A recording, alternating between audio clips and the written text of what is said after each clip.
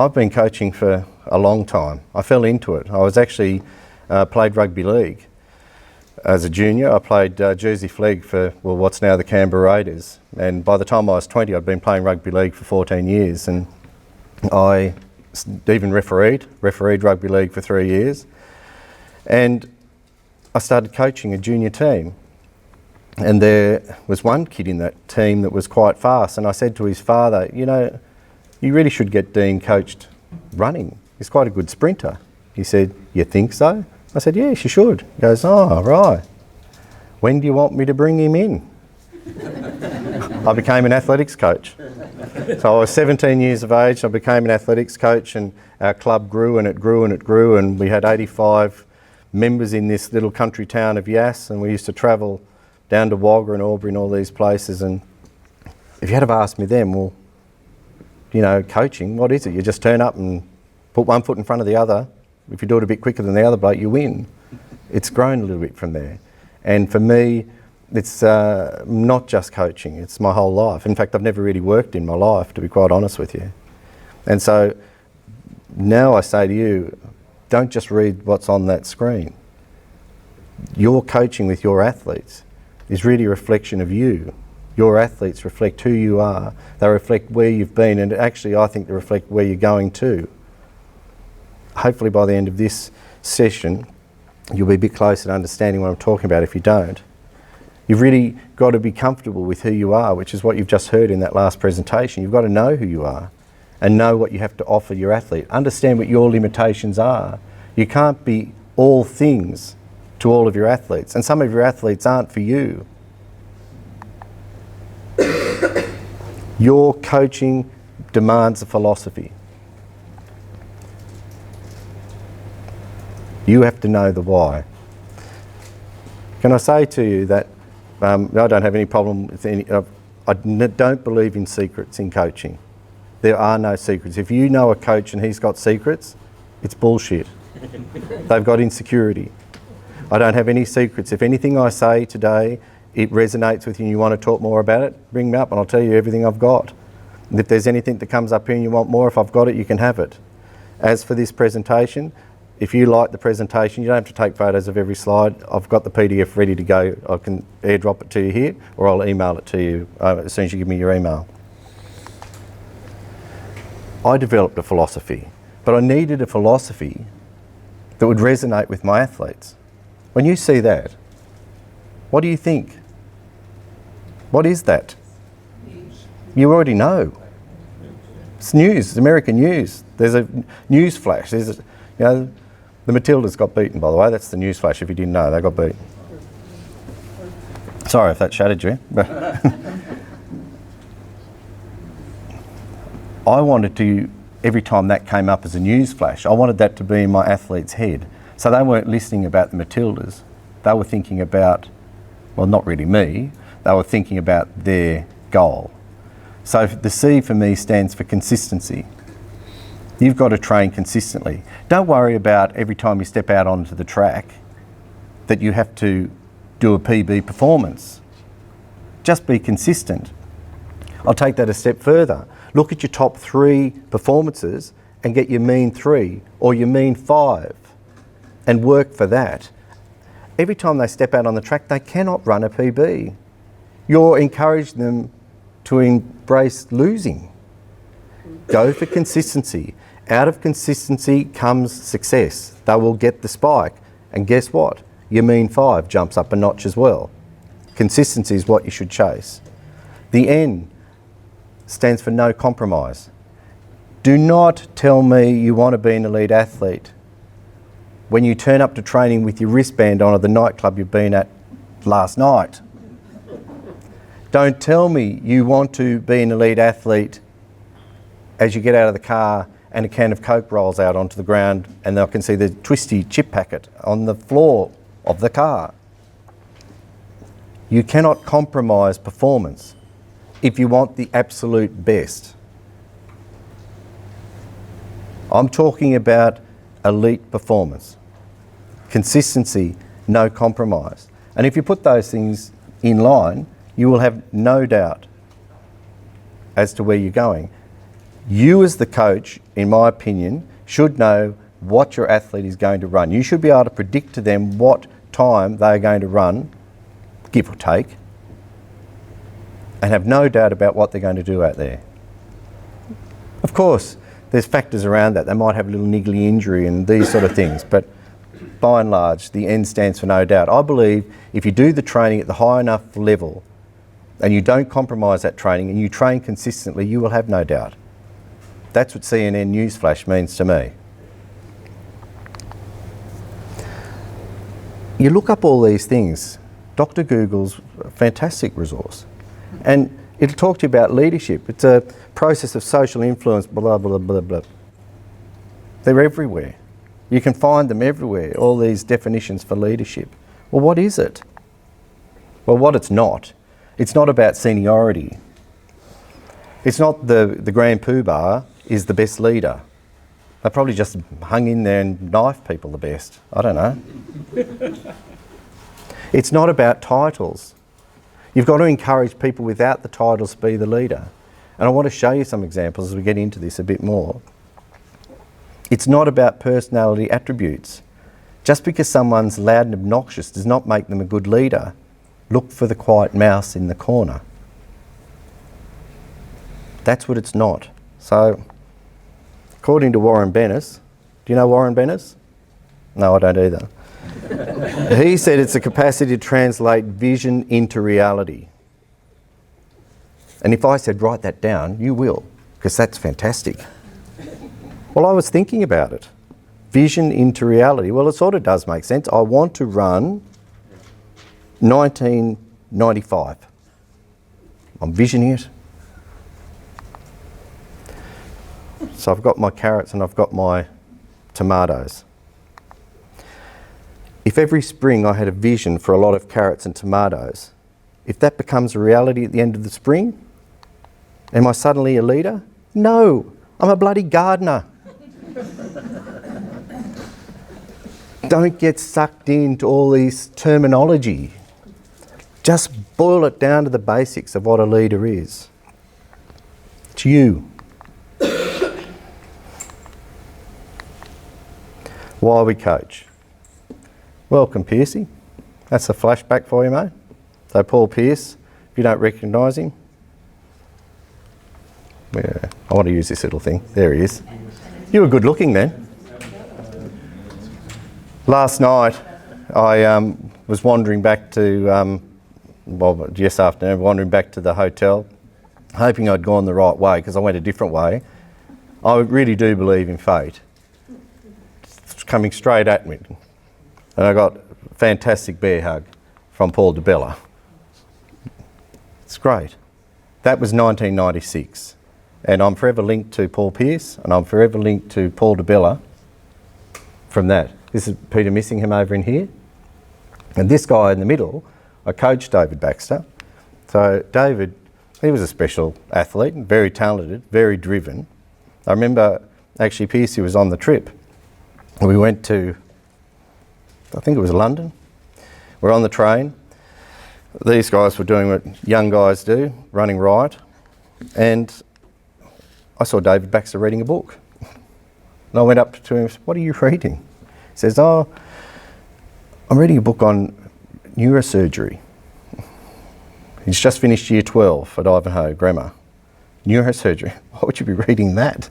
We're going to Manchester. What are you reading that for? I want to be a brain surgeon. I went, okay. He got accepted into medical school. He did that. He went off to Oxford and he studied at Oxford. He met a girl who ended up at Starolinska in Poland or wherever it was. He did that. And he was so excited and he came back, been accepted to do neurosurgery. Got accepted for that and we had a bit of a celebration. And then it wasn't long after he rang me, he said, "We need to have a chat." And I said, "Oh, why, mate?" He goes, "Well, I've got some bad news.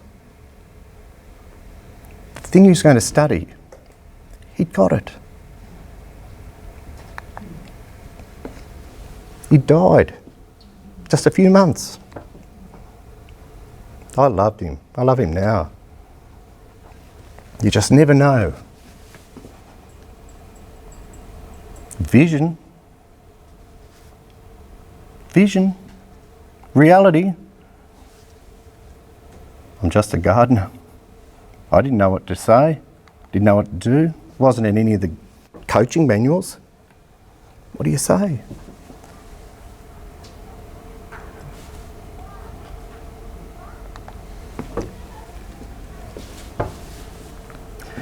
You show the way. Be the coach.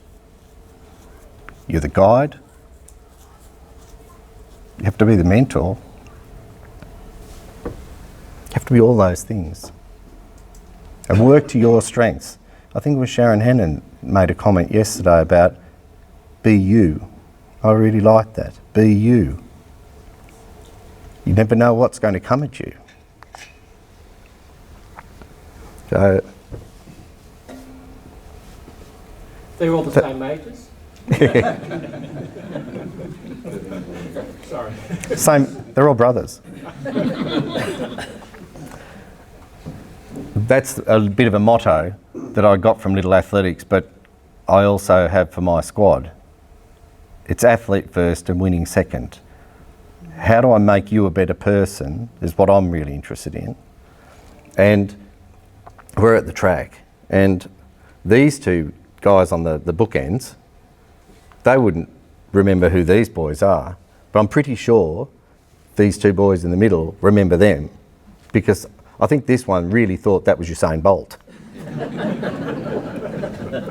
It doesn't matter. He's inspired. And I say to my athletes, encourage these young kids. You don't know where that's going to go to. You don't know what a word or just a little bit of encouragement can say to that young person. That is leadership.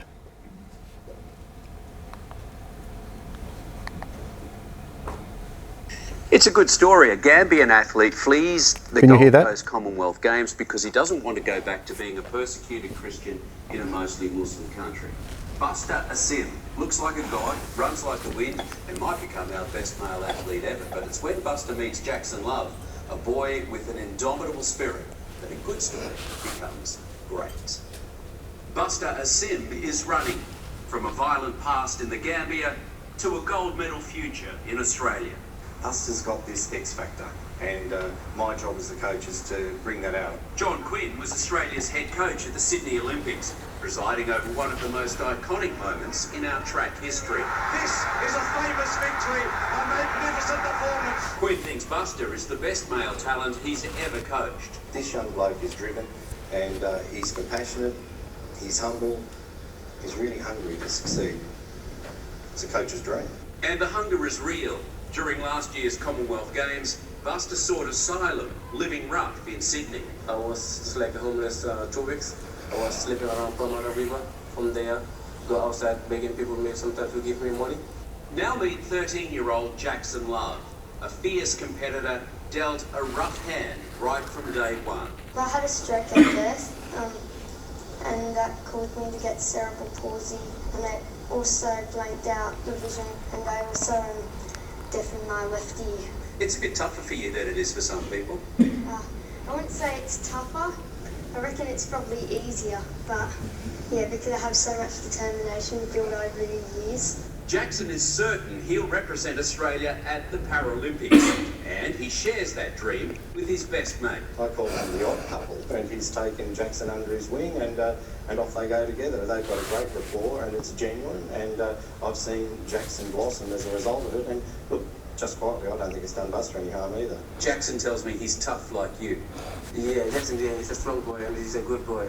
Quinn says it's highly likely we'll see both these determined athletes in green and gold. Buster as early as next year in Tokyo. For Jackson, maybe 2024, 2028, or maybe the Commonwealth Games in Birmingham. You've got it all mapped out. Yes. Don't underestimate Jackson. He's only a young boy, but he's one of the most driven athletes that I've ever worked with. I don't picture myself getting a medal.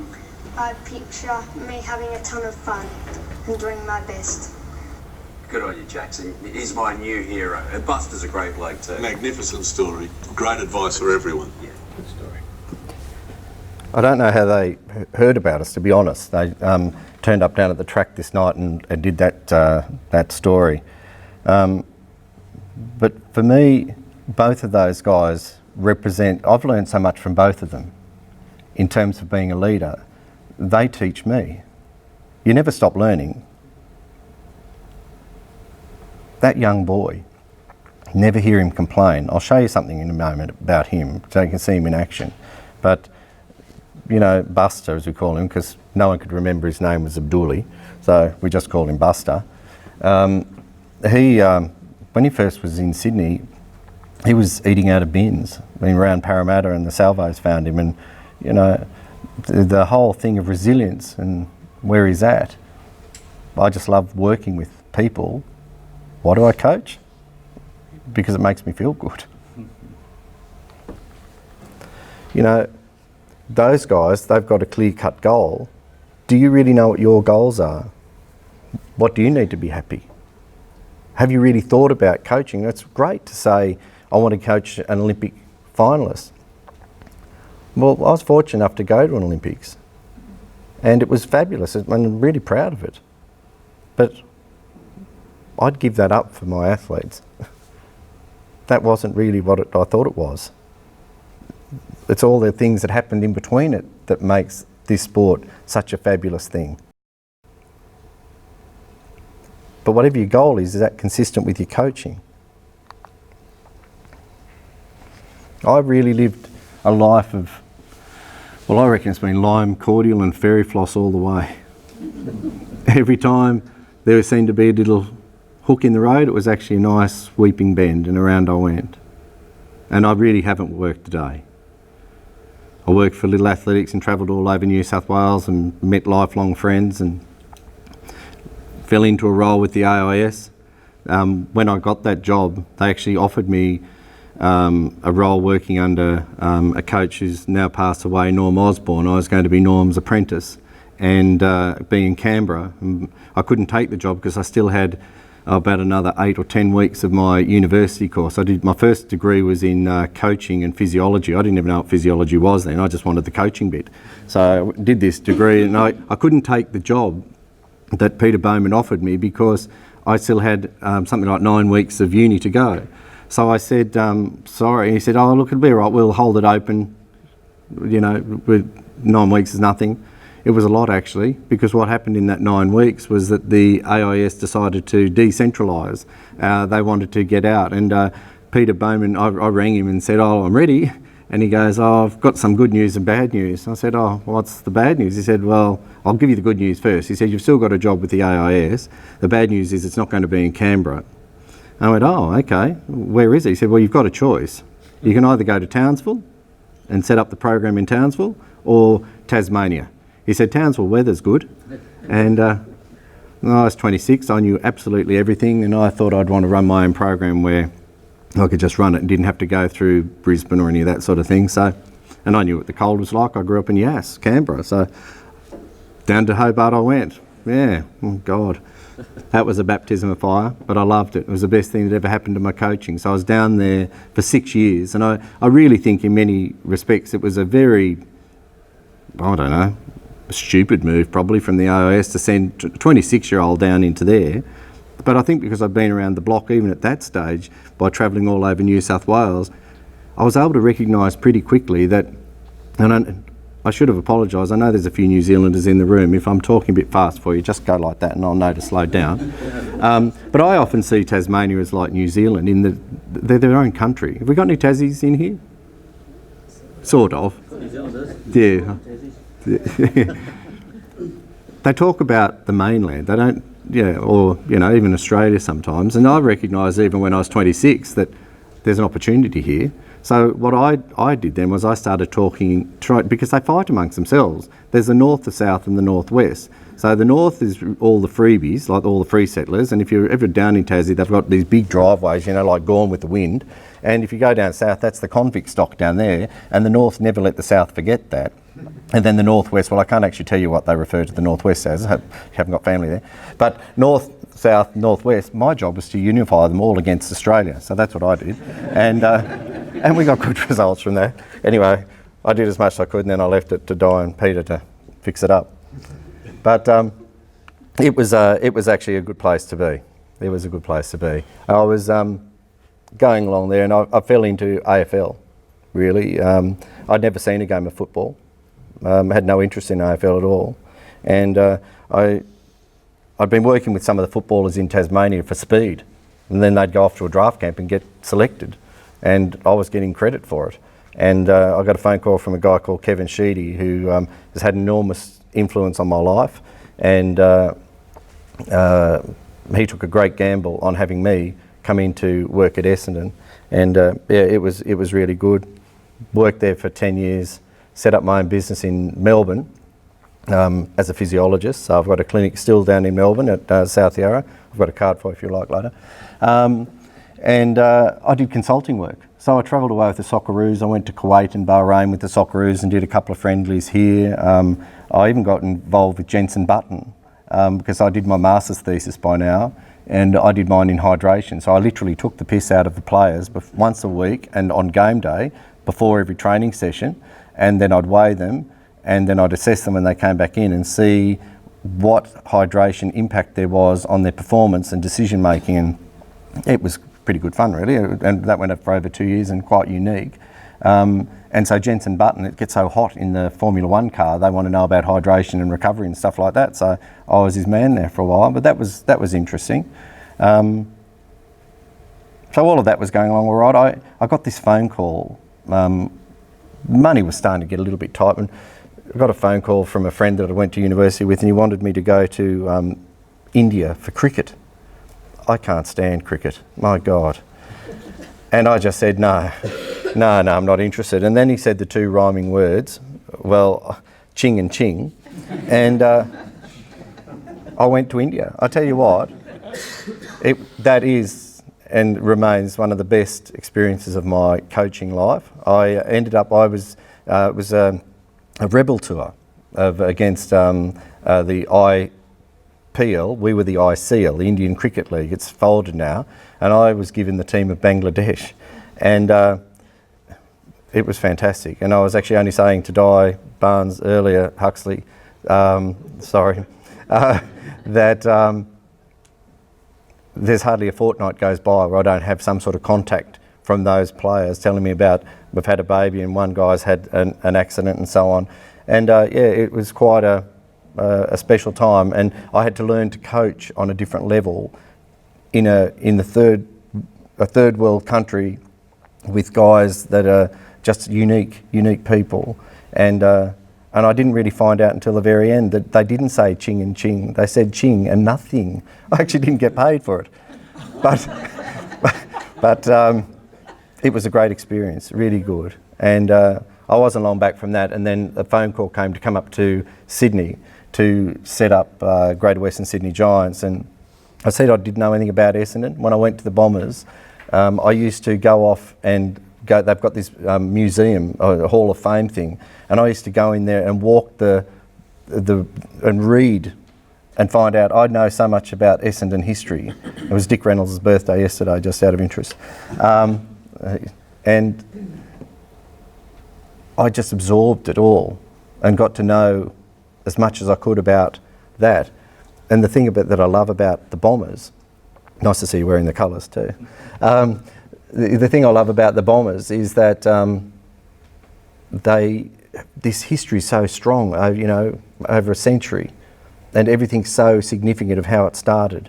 And here I am getting an opportunity to go and start a club that right now is probably nothing, but in 100 years, that could be something, and I was going to be able to be part of that. So it was the romance of that probably took me to Sydney, and up we went. And that was going along really well until I started acting quite strangely. Really strangely. And no one really knew what was going on. And it came to a head one day when I was late for a meeting, and the boss rang me and said, you're meant to be at a meeting. And I said, yeah, mate, I'm on my way. I've just had a special meeting with Choco. Choco is assistant coach at the Giants. Just had a special meeting with Choco. We've actually mapped out the program for the next 6 months. And he went, all right, well, come and see me when you get here. So that all sounds pretty feasible. The problem was Choco hadn't been at the Giants for 2 years. I was off what I now call Dancing with Gaga. And it didn't get better. In fact, it got a lot worse. And I had a couple of seizures, and I ended up in hospital. And they didn't know it was wrong. I'd just gone through a marriage breakdown, and they thought I had depression. Then I was diagnosed as bipolar.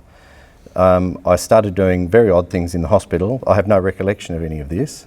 I would be found in the streets of Canberra. I had to go to Canberra because the best doctor was down there, and I was under the care with my sister who lived in Canberra. And they'd find me on the streets and bring me back, so I used to have a guard on my room, and I was very moody and emotional and all of these things and having seizures. And my sister was at the bedside this day, and a professor came around and was talking about this case, which was me. And they walked out of the room, and one of a girl stayed, and she's looking at the chart, and he said, "Come on now." And she said, "Have you checked this guy for this? Because this doesn't make sense."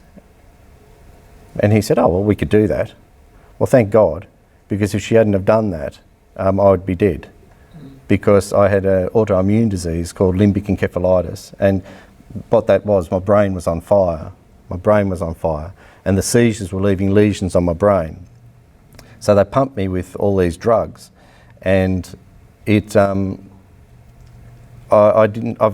lost 7 years memory. So if you've met me, we might have travelled on a team. If I look at you sometimes and you think, he doesn't really, just say your name. I probably do know you, but I've got to become a master of walking into a room and I just know everybody, because I don't know if I know you or not sometimes.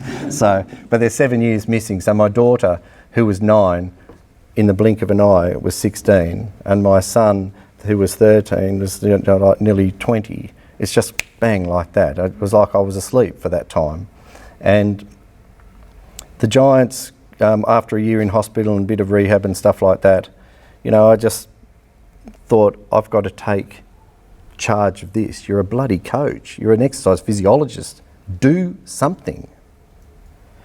So I said to the neurosurgeon, "Is it all right if I travel?" And he goes, "Oh, it's a bit risky, but if you need to get down to Melbourne or something." I said, "It's all right then if I fly." He says, "Where are you thinking of going?" I said, "I'm thinking of going to Japan." He goes, "Oh, I don't know if that's such a good idea." And I said, "You sure?" And he goes, "Oh, I'll think about it." And I said, "Well, you better think fast." And he said, "Why?" I said, "Because I'm going tomorrow. I booked my flight." And off I went to Japan. And I took myself up into the mountains of Japan. I do remember bits of this. I went up into the mountains of Japan and I cried. I had 5 lesions on my brain, and the lesions invariably become a tumour, and you've got a 90% chance it'll become a tumour. I had 5 of them, so the odds weren't looking good, and my family were told, and I was told. So I sat up there. One of the lesions was on my thing for emotion, so that's why I was getting really angry and snappy, or then I'd start to cry. I sat up there, right there, and I cried. But I couldn't say, "Oh, poor bugger me." And that's what really shits me about athletics. Because all they do is poor bugger me. Rugby union, they've got women in sport now, they're going to take our women away. Oh, how come we can't get more sponsors? Why can't we get on television? How come we don't get the number? Even the numbers in little athletics have dropped off now. Oh, look, we've got the Coaches Association is just terrible. Why don't we for God's sake, shut up. Take control of the situation. That's my leadership lesson. Take control. So I sat up on that mountain and I put my goals in just as I would with my athlete. And I work off a triad, still with CNN, but with my physical, mental and spiritual goals. Now, I might be Catholic, but a spirituality goal doesn't mean you've got to hit your knees. It's about being at peace with yourself and who you are. And I wasn't. And whilst I've been in hospital, one of the other things that it had done with the lesion on my brain, it affected my sense of smell. I had no smell, which meant I couldn't taste anything. I could only taste white chocolate, vanilla ice cream and Coca-Cola. And I didn't know where I was. In fact, I thought I was on a cruise ship, apparently. And so I used to get that a lot. And what I also got a lot of was fat. I put on 25 kilos. I put on So I'm sitting up there like Jabba the Hutt, crying like a baby, setting up where I'm going. So the physical goals were easy, so I set that. The mental goals, well, that came, I needed to exercise my brain. I've only ever sacked 2 people in my life, and they've both been dietitians. And I think there's a link between overall health, and especially when you're around, but also with my brain health. I wanted to know about the anti-inflammatory properties of food, but I wanted to exercise my brain. If I want to get bigger biceps, I do bicep curls. If I want to get bigger glutes, I do squats. If I want to get my brain working, then get in there and exercise it. So I enrolled in a postgrad in nutrition at Deakin. So I've finished that now. Didn't learn too much about the anti-inflammatory properties of food, but I'm still working on it. But that was my journey up there. But I learnt. God, I learnt a lot about myself up on that hill. How long were you up there? I was up on that mountain for a day, and then I went, there's a little Ryken, that's like a little hut. I went there for the night, and then I came back out the next half morning, and then I went back to Tokyo, and then I came home with my mission. We'll come back to that perhaps. I want to talk to you about balance. I've got a sheet for you. I'm just going to ask you, you don't share it, it's yours, okay? So if I can get Blair to pass that out, what I want you to do is just think. You can muck around with this if you like, or do it whatever way. I'm going to just throw randomly, in no particular order of importance or significance, just as I type them up on my screen here. I want you to write and rank it. The thing there goes to 4, you could take it out to 5 if you like. And I want you to think about what you'd rate it. So if you're crap at that, make it 0. If you're average, make it 1. If you're okay, make it 2. If pretty good, 3. And if you're fantastic, make it 4. It's not rocket surgery, okay? So just be honest. If you can't be honest with yourself, you're in real sorts of trouble here.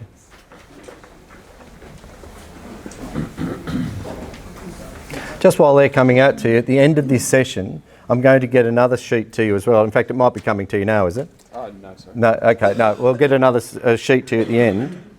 I'd really appreciate your feedback on this session. So that'll come around at the end. If you can't be bothered, just squash it up and put it in the bin. I don't want your name on it, but if you wanted to talk to me about it, put your name on it and I'll call you back within the week.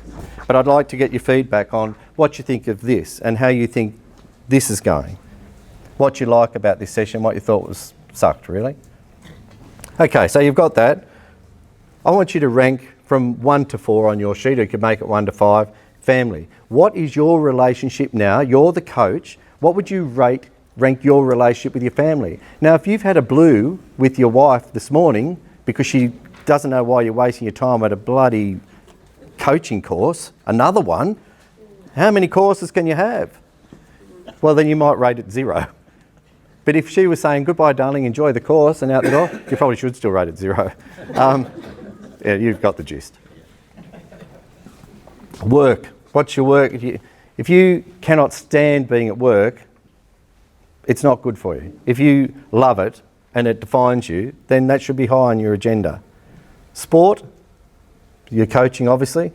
Home life, so that's not just with your partner but with your kids and the whole thing. You happy? Interests. Have you got any interests? I almost put hobbies there. It sounds old-fashioned, I suppose, but have you got any other interests outside of athletics? Is there anything else outside of athletics some of you are thinking? Study? You're doing any other study? It doesn't have to be a university degree, but are you actually pursuing some area of study of interest? Are you travelling? I'm not talking about going home tonight or next week. Have you got a trip planned? What's your relationship like with your friends, your social life? Anything else you want to come to? Put them on there as they're going around that circle. Put them on there as you're going around the circle. And what I'd like you to do now is just join the end dots up. So the 4 links to the 3, links back to the 4, links to the 1. Join them up. Anyone confused as to what I'm asking you to do? John, just in respect to the circles, yes. We're ranking them 1 to 4, which is fine. We don't just go up and down. No. Rank them 1 to 4. So if you just look here, if you said it was 1 for study, you might just put your 1 there. And then if you say it's 10 for travel, because after this you're going to Europe, and you go up, or 5, you go up in here, and then with your friends where you haven't caught up with anyone for a while, it's here. And I want you to link that up around there. Because what you're going to have at the end of this is your wheel of life. That's your wheel of life snapshot right now. How are you going today? And my question to you is, how's your wheel of life rolling on? And it's no one's business but yours. But if your wheel of life has got a puncture, just like your car, you've got to change the bloody wheel, change the tyre. And that's telling you, once you list down what areas of interest to you, that is showing you what area of your life you need to give attention to, or maybe pull back from. And just like the wheels on your car, there's times when your wheel always runs a bit flat. And you've got to be careful because you never know when there's a nail on the road. So I've tried to communicate this in many, many different ways with the athletes I've worked with over the time. Here's an absolute brainstormer for you. Every athlete in your squad is different. You've got to coach them differently. Let's be honest here. The higher standard the athlete is, the bigger nuff bag they usually are. They're nutters. They're eccentric. That's what makes them elite. That's what makes them different. Einstein was a friggin' idiot. But we know he's the most intelligent man ever on the planet. Well, we think we do. And don't look now, but you're probably a bit nuffy yourself. I try to tap into the different ways that I can communicate the goal with my athletes. I'm visual. I need to have things I can see. So when I was with the Bombers, I got all of the Bombers to do their goals, and we did paintings. And that was my painting at the time. What it was, don't waste a minute. The time is now for us to win a premiership. The time is now. You can't celebrate success by yourself. It always involves other people. That evokes 1999, 2000 for me, just like that. My goal is there, right in front of me. Now that mightn't be anything for you. You mightn't be a visual, but it's your athlete. You're the leader. You've got to get them thinking about their goal. I went to Japan to stop my dance with Gaga. That's my business logo. Now my logo means more to you. Can you see the resemblance of Japan? The rising sun. Mine's blue. I thought that was your hair. That's the background. The mountains represent what I did in the mountains, but it also represents my goals. One goal and my next goal. And looking to the future. That means nothing to you. But every time I get my letterhead out and type a letter, I'm reminded what's important to me. What's important to me. It might be tactile. It's Lauren Hewitt, 2000 Olympic Games. Beautiful person. We were travelling. I said, you've got to get your spikes on, Loz. And she said, yeah, I am. Hurry, you're going to miss your bloody race. So she's digging in a bag and this little jar of dirt rolled out. What is that? And she said, nothing. Anyway, she went and ran a race. I said, what was that jar of dirt? She said, it's from the farm. She's from a farm in Warwicknabeal, back of nowhere in Victoria. She'd take the jar of dirt, so when she put her spikes on, it would always remind her that no matter how important that race was, the most important thing for her was back home. That sums her up too. She's in touch with the goals. You can see them, you can write them, you can touch them. What works for your athlete? Whatever it is, it's got to be in balance. I just like that picture. The picture of power, picture of balance, control.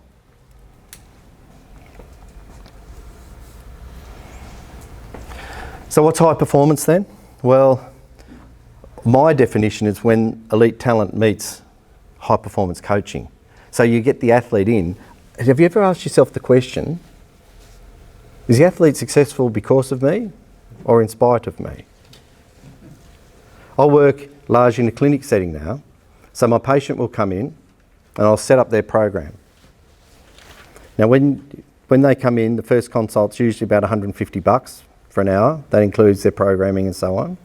And then they'll do subsequent ones. So if they're an ACL injury, they might have to pay all up. It'll end up probably $5,000 by the time they get through, but they go back to what they want to do. I say to them, what are your goals? And we agree on them, just like I would as a coach, because I'm a coach, but I just call myself a physiologist. And I say to them, this is what you should expect in 6 weeks. And if you're not getting that, that means I'm a dud for you. If you're not getting these results, and you can look me in the eye and say you've done everything on the program that I've told you to do, I will refund every dollar that you've spent. So that's both clinics, I do that. Would you do that? If you're charging your athletes, are you prepared to refund their money at the end of the term or end of the season if they don't hit the goals that you, as the coach and leader, agreed upon? If they did everything they're supposed to do. If they did everything? That's a rhetorical question for you. But that's, I want myself to be at account. So I work in leadership in many different ways. And the guys here, Lael and Andrew at the Giants, I supervise their PhDs, and they did PhDs. But I want to talk to you about that because I think it's really fascinating and might trigger something for you. Yana Pittman, I worked with Yana for a time. Yana came to me at my darkest hour when I didn't know whether I had a future, whether I was even going to make it back. And Yana came and said, I need you to help me. I'm out there literally holding the baby while she's running. I don't know if I helped her much, but she started my recovery. Yana Pittman was the one for me. I was the coach, but she helped me. But I was able to give her guidance in other areas. The young bloke down there is a soccer player I worked with, went overseas. And then that's the gym at the Giants down in Sydney.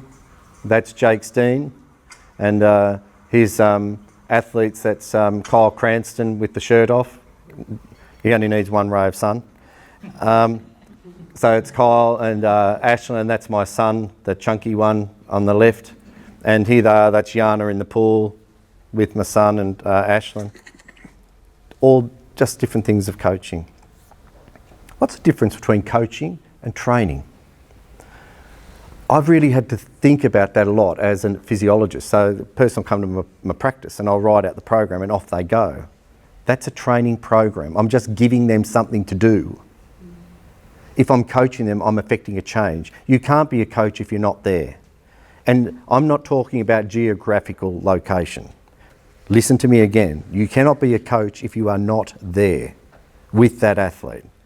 So Satampo is one of Callum's mates. He's built like the proverbial brick outhouse and strong as, bigger than Callum and stronger. I had them doing this as an activity and I thought it was demonstrative.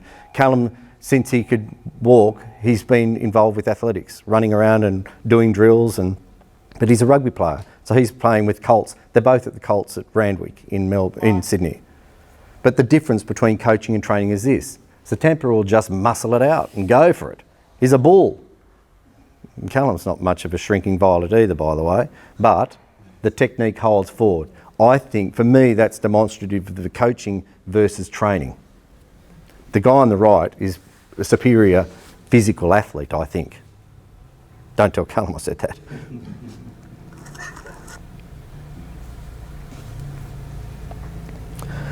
I reckon if you can measure it, you can coach it. And if you can coach it, then you can improve it. So that's my deal with the athlete. If I can measure you, then we can do that. We're really lucky in a sport like athletics. In fact, that's what drew me into athletics, the fact that you could measure everything that you did. And you either run that time or you don't. I like it. That was Nationals this year, and the girl there coming third, she's another one of my squad in there. When I went to AFL, I wanted to measure things because I didn't understand the game. I didn't even know how many points they got if they kicked a goal. GPS was all the rage. If you don't know much about GPS, this is how it works in a sports setting. So we could be watching the training going, but I could sit in my office and just watch. And if you look at that guy that's up there, you know, we can see that he's not doing anything. I don't even need the reports at the end. He's going to cop it.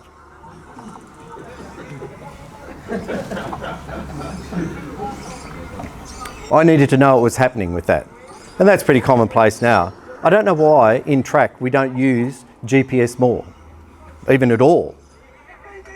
It's one thing to get the IAAF reports in terms of, you know, how far you've run 100, if you want to do your segments, say, for a 400 or an 800 or a 15. But what about knowing the gradients of that and stride rate and of your athlete in a training session? You could do this. This technology is available now at really cheap price. I try to break things down as simple as I can. For me, performance is about fitness minus fatigue. Simple as. That's your training load. This guy here, I met him when I went to Italy, and he's like the guru worldwide of training loads. And guess what? He's moved here. He's living in Sydney now. So he's right there for you. He's one of the best in the world. A lovely guy. Loves a red wine. He's big into RPE, and we talked about this yesterday. And, you know, it's hard when you're talking like this, and I don't like contradicting speakers or people from the... But I believe in RPE, and so I couldn't not say anything yesterday. Sorry, Nick. That's all it is. It's as simple as that. And you asking your athlete half an hour after a session how hard it was, and they rated it 5, you just multiply it by how far it went, and it's got 200 AU. Someone said, what do those numbers mean? They're called arbitrary units, and it's different for everyone else. But you must ask your athlete away from the others because they copy the others. They don't want to look like they're weak or whatever. So ask them after, and you'll get a surprising link. We've done our own studies on it, and I've told you, if you want studies on this, I can shoot you through the published studies. It's as accurate as getting your lactates, heart rates and things like that, but you're getting it straight away pretty much yourself. If you're working in little athletics, having lots of those numbers, that's a bit harder. So come with your smiley, grumpy face and ask the little ones to say, how did you find that session? And they'll just point to the one that they like. Now this one's a pain scale, but I have used it with kids, and instead of no pain, that's 0 to 2. Minor pain, 3 to 4, and so on, up to 10. So I've still got my scale exactly the same as the other, but it's presented in a different way. I can measure my fitness with tests, timing gates and the like. I can measure my fatigue with RPE, or things like a DALDA, biochemistries like blood tests and saliva tests, urine tests. Fiddly, messy, disgusting and foul. DALDA is just daily analysis of life demand assessment, and it's as complicated as it sounds. It just takes too much time. RPE, point to the picture for me, easy. Your performance will come out through time trials or match simulations if you're into team sport. And then you just graph it. And you then start to see a bit like your wheel of life, how well's their wheel of life rolling along, and what are the areas that you need to work on. If you can measure it, you can coach it. When you're in athletics, when compared to footy, it's hard because you're isolated. My lesson of Tasmania is the most beautiful state in the country. Sorry, Queenslanders. But they're isolated in their brain.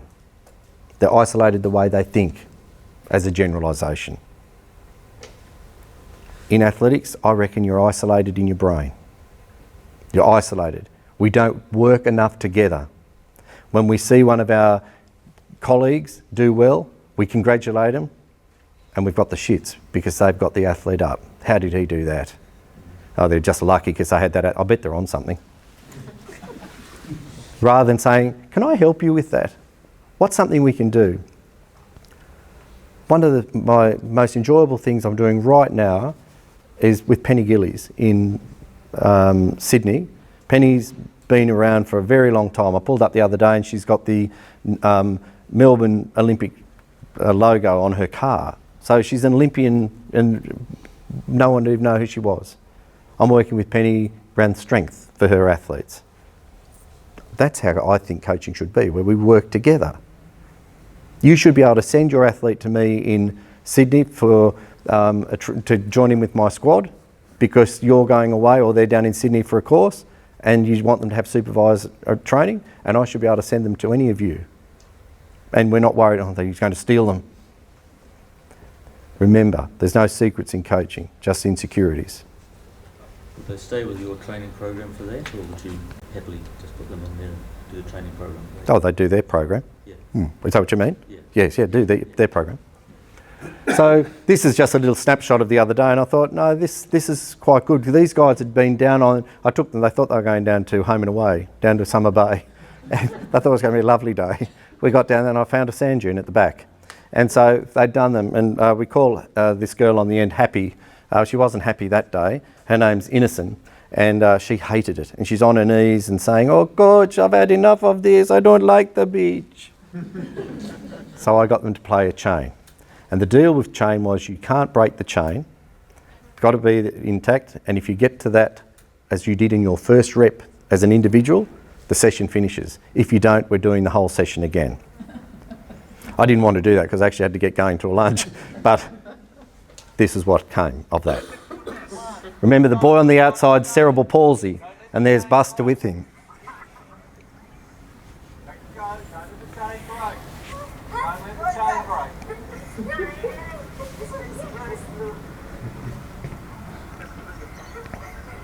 I don't hear any groaning. I just hear laughing.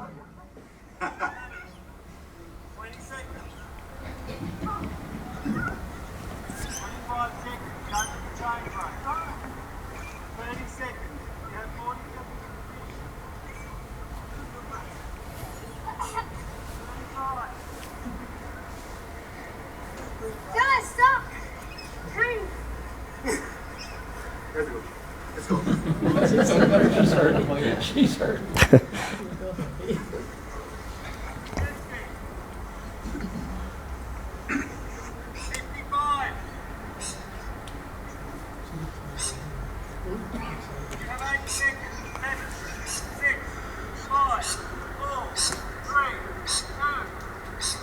Thank God they made it. And I made my lunch. Sometimes we counsel it. Yeah. But the bottom line is you've got to decide what's best for the athlete and what's best for them. I was just talking this morning to Jill about one of the boys that came to the Giants, and he was going to get the chop from the Giants. He just wasn't quite there. And anyway, we just decided we'd get him, try to get a scholarship. He's just finished now. He's done his 4-year degree at Louisiana State University as a punter over there. And it just changed his whole life. What was best for him was to get out of here and go over there. What's best for this athlete? This is Jake Steen. I always call him Jake Stein, but yeah, I've got to make myself call him Steen, but he's Stein to me. Jake was a fabulous young guy and was an athlete. I'll let... I think, yeah, this is going to be a bit tricky, this. I'll try this.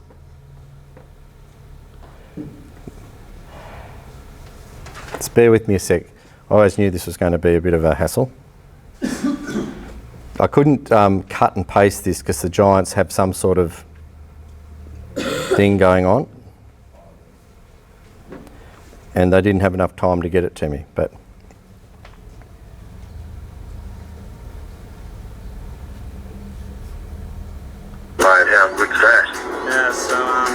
Found out this morning in our meeting, and playing it ourselves.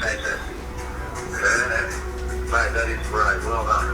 Congratulations. Thank you. Yeah. It's been a long time coming. That's good. It's excellent stuff. Yeah. So So, no, thought I'd let you know, mate. So, Oh, no, mate, appreciate it.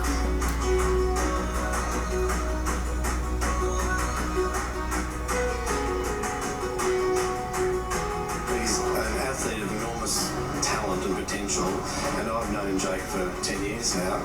So to see him go from being representing Australia at World Youth Championships, World Junior Championships, medaling at both of those, Commonwealth Games, arguably, should have got a medal there if he hadn't have double faulted. And then to come all this way, and we could see that. I've said for a long time that when I first came into AFL, and I hadn't seen much in AFL, but my background's athletics, that AFL is almost like the 11th event in the decathlon. So to see Jake actually bring that to fruition today, a very proud moment, very proud of him. Jake approached me to coach him as part of his team for decathlon. So he was only like a 16, 17-year-old athlete at that stage, but always super talented and super keen. When he started losing confidence in his future in athletics, I suggested, why don't you try AFL? I talked to the recruitment guys and pushed his case, and fortunately they listened, but more fortunately it proved to be correct. It was also a time there were other opportunities that he was foregoing in terms of elite track and field. So I'm talking about Commonwealth Games, World Championships, and of course the Olympic Games are all in this window that he's let go by, and tonight was all wrapped up into one, and it really was a proud moment for me tonight to present the jumper to Jay, because it represents so much more than a football jumper. It represents all the sacrifice that he's made to come into this side. Jay, it's an absolute honour and privilege to present you with your jumper. Congratulations on your determination, hard work, vision, and the club. To have the trust in Jay and the support you put in, this club has grown and we're getting stronger and stronger. Today is a significant step for the club and for you, Jay.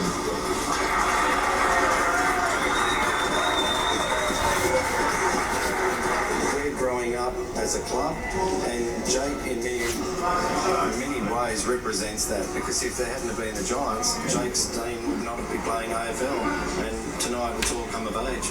I think the talent potential in Western Sydney and Western New South Wales is massive. We haven't even begun. Now a little too wide, and here's Steve, first gamer, makes the mark at half-back, and how about that for delivery? Kicking wasn't exactly his modus operandi when he was a decathlete for all those years, but Steen in game one has looked okay early. He's off and running. Got the half forward, Mason Woodno free. Hits the deck. Steen again in there. In the first game, he does pretty well again. He's in his spot. Ben Brown and Davis. Big fist tucked away toward the boundary by Steen. That was clever. Back towards the wing. Larky comes down to make a contest, and there's Steen for that big set of knuckles again. Shoulder the fists are hard to break. Steen, speaking of tough, 22 to get into the first game. It's going to be hard to drop. This was only last weekend.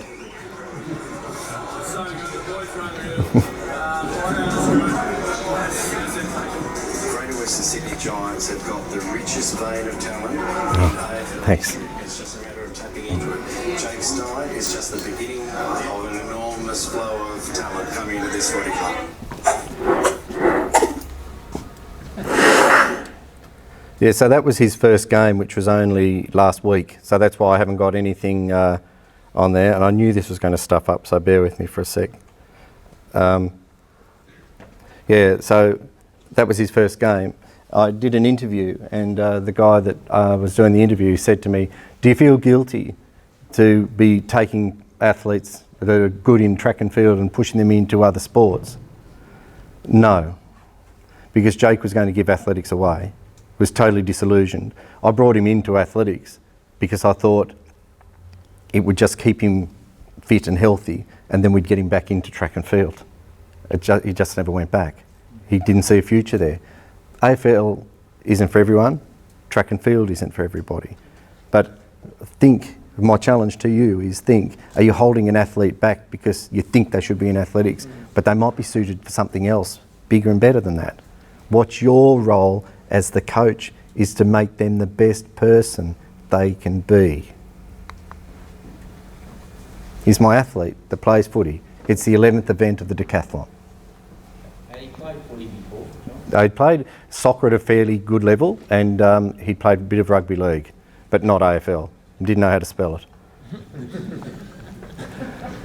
So the other part of being a coach is being able to communicate, and you communicate on different levels.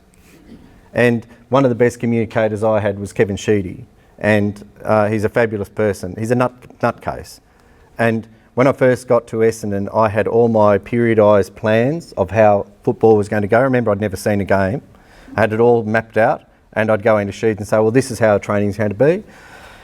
And he said, righto, yeah, righto. We got out to the track, and training, which was scheduled to go for, say, 45 minutes, which is what I think training should go about that length of time, it'd get to an hour, and I'd say, Sheeds, time's up. And he'd go, yep. It got to like an hour and a half. One session went for nearly 2 hours. And the end of the week, I've gone into his office. I said, Sheeds, you're going to break the players down. And he goes, how many games of AFL have you actually played? I said, well, none. He goes, exactly. He said, leave the football to the footballers. He pushed his glasses back up and went back to his thing. I actually thought, I'm finished. I can't work in this environment. And I stewed on it. I went home, and I don't know why, but it popped into my head in the wee hours of the morning, and I got up and I typed it up. It was a quote. And I got into the office early and I printed it up. I put it where he's parked his car. I put it on the entry door he came in. I put it on the stair that he would go up. I put it on his office door. I put it on his chair. I put it on his down I went back down to my office. Sure enough, phone rings. What's all this on my desk? Oh, I'll be right up. He said, what's this crap? I said, oh, that's Shakespeare, Sheeds. Shakespeare? What are you putting it here? We've got a game to get ready for. I said, oh, Shakespeare's trying to give you a coaching lesson, Sheeds. He said, what are you talking about? I said, it says, Sheeds, hour upon hour they ripe and ripe, and hour upon hour they rot and rot, and thereby hangs a tale. What are you going on about?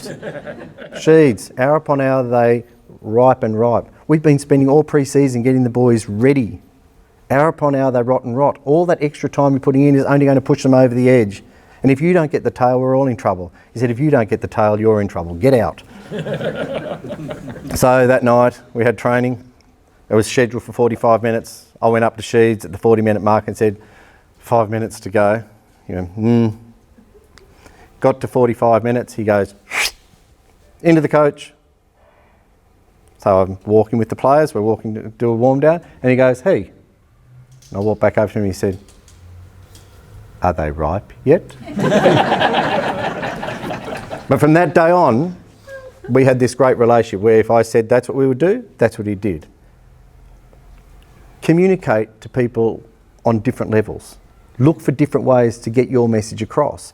I could have slammed a fist on the desk, ranted and raved, shown all sorts of periodised plans and Olympic memorabilia. Who cares? He needed Shakespeare. When I communicate with my athletes, it's difficult, especially with the 2 refugee athletes I've got in my squad now. Half the time I don't understand them. I can't understand them. And I found this, and I actually said to Buster the other day, this is what it's like when I'm talking to you. You are the little baby, and I'm the adult on the chair. They need to work on that, right? Yes, okay. Did you understand it though?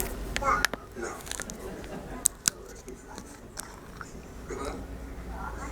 Oh, not this one. This one is the finale of this. Yeah, this next one. That's what I was wondering. I don't know what they're gonna do next season because they did some stuff this time. Exactly what I was thinking. Oh yeah. Right, don't bring that again. You know what I'm saying? Don't do the same stuff. You know what I'm saying? Yeah, that's like that.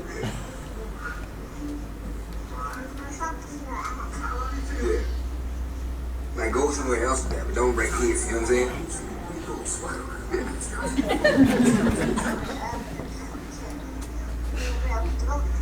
That's what Don't just assume that because your athletes are nodding that they understand, You can have a whole conversation with them and it's... No. Yeah. What event is the one on the right?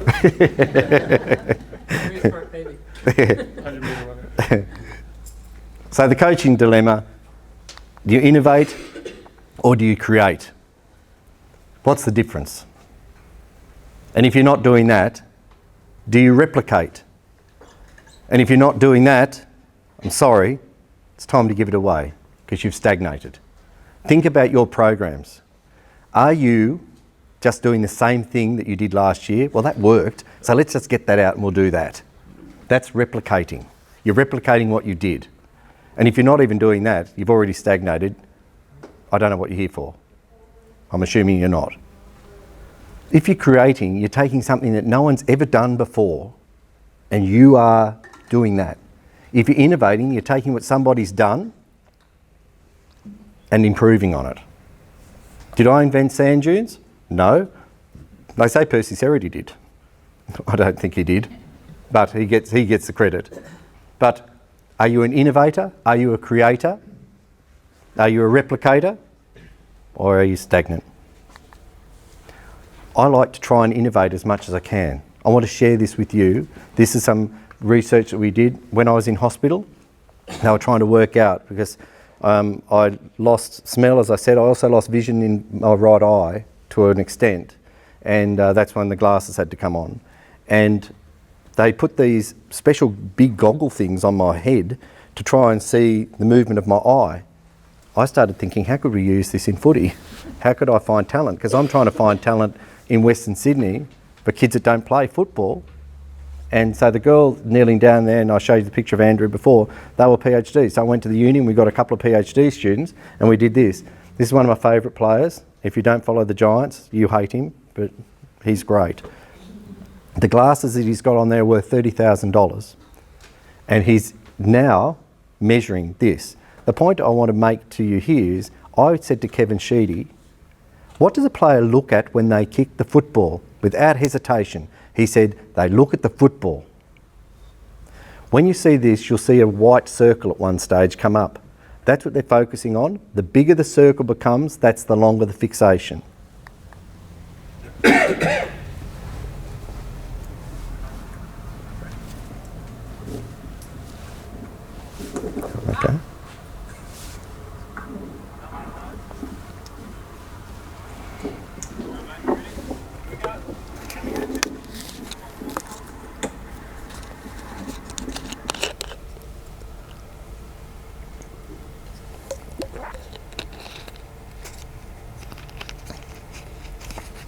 So exactly the same footage, just a different perspective. There's that circle. Watch where he looks when he kicks the football. This is one of the best kickers in the game. That's Toby? That's Toby. He's looking forward of the ball every time. So I was able to go to Sheeds. I don't know, quote Shakespeare. I can teach him how to kick the footy as well now. They look forward of the ball. Yet every coach in AFL I've spoken to have all told me, no, you look at the ball. I've got all the data on all the players, thousands of pieces of data on every kick. So we know what they do. Now, this is your turn. I'm going to get you to make a decision. So the ball, you don't have to be into AFL for this. The ball's up in here, you're the white team, it's going to come down here, and I'm going to give you 4 seconds to make a decision on what you're going to do with the football.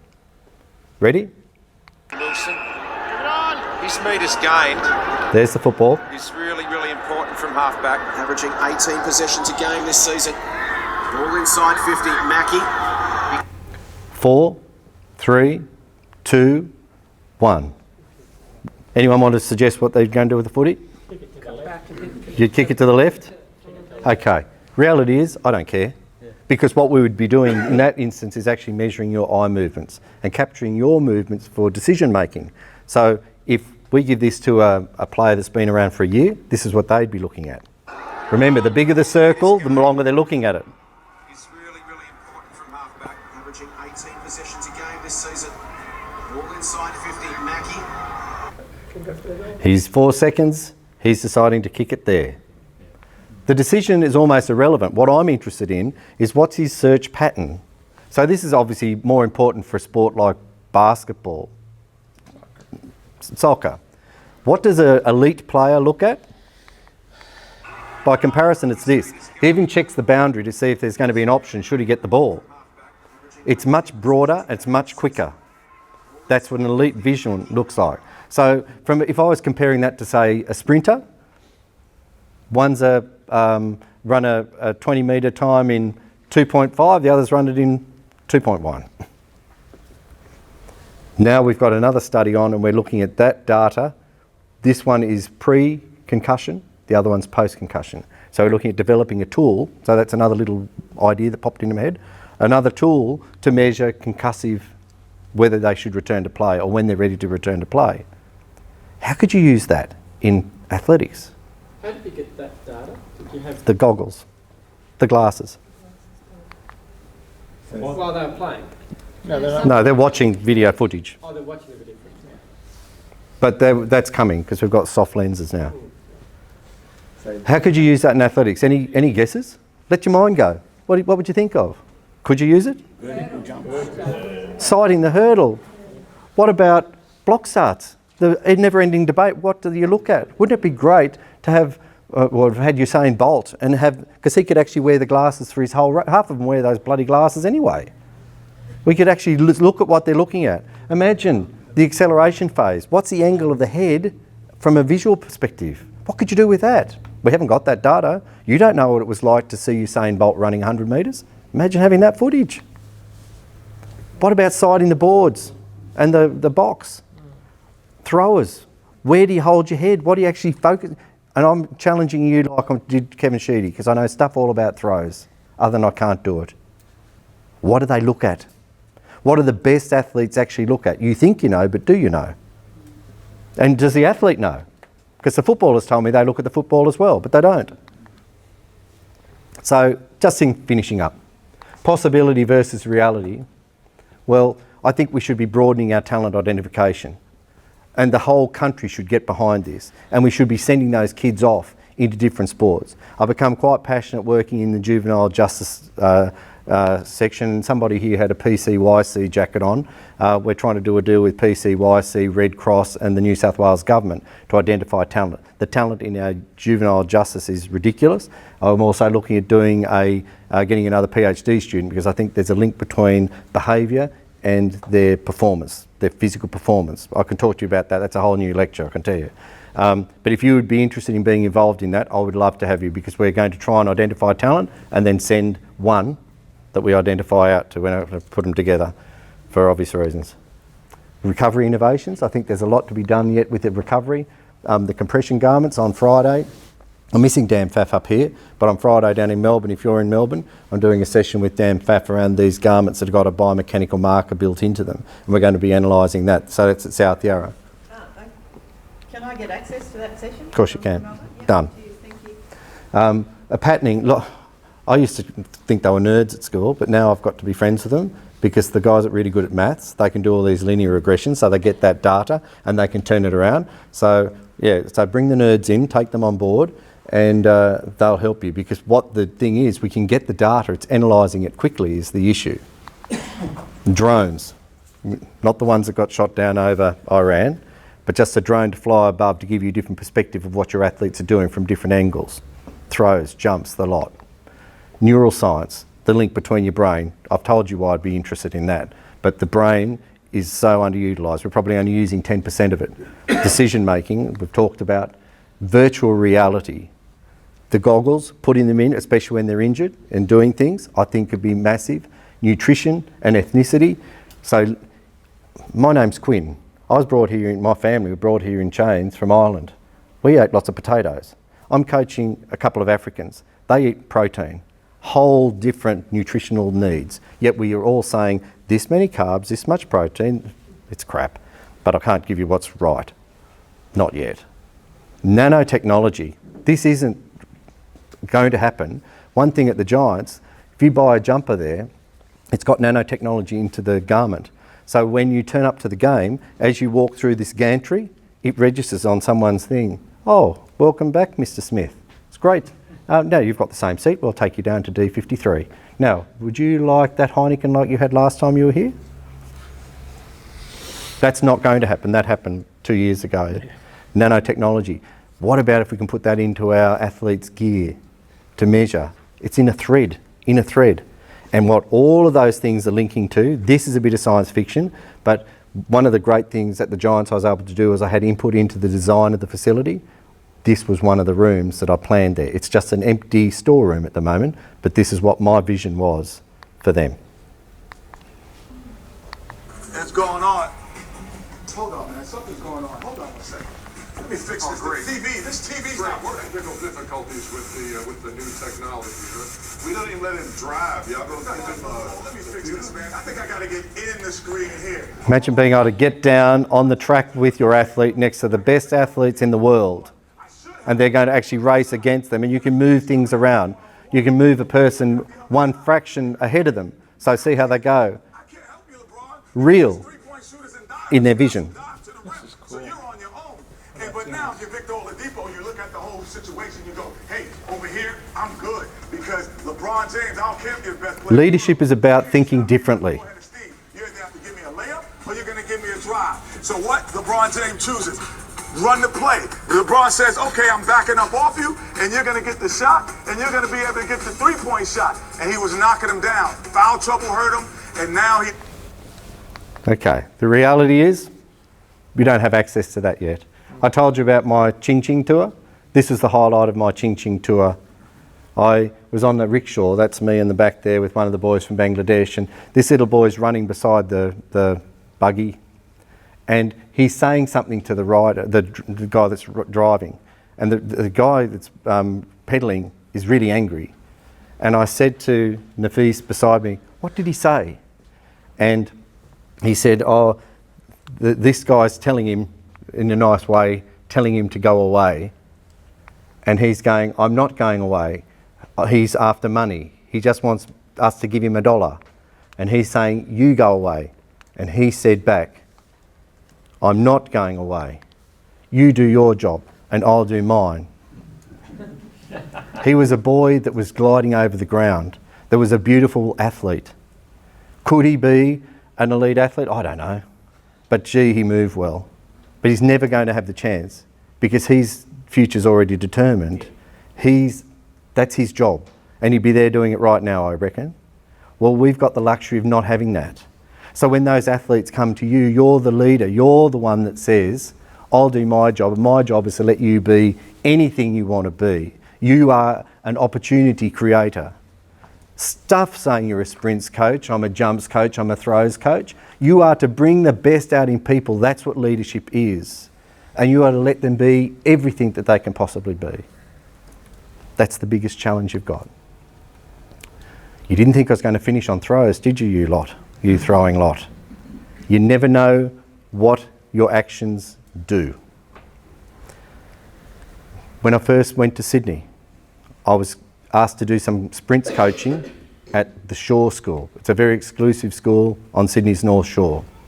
And there was a young guy there and he desperately wanted to be a sprinter. And I said, I don't really think you're a sprinter, but I think you've got capability for throws. I think you should try throwing. I introduced him to a very good friend of mine, a guy called Peter Taylor. And he went to Peter Taylor and he actually went and represented Australia in a couple of meets, World Juniors and so on, and he even medalled. And in that squad, he met a girl called Felicity, and he and Felicity got married. And Felicity and he had Tom Shannon. And Tom is the #1 hammer thrower in Australia. And I take full credit for every bit of his success.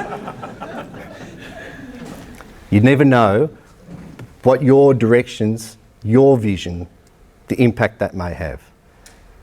Coaching is the greatest gig in the world, but it's also one of the greatest responsibility. Understand who you are, understand the impact that you have on people's lives. I've learned a lot about myself. And I've used it, and I use that now to benefit my athletes and the patients that I work with. if there's something in today that you think could benefit you, I'd love to interact with you. I'm having a fight with Twitter at the moment, so if I don't answer you straight away, I'm trying to get it sorted out. Thanks very much for listening. Hope you got something out.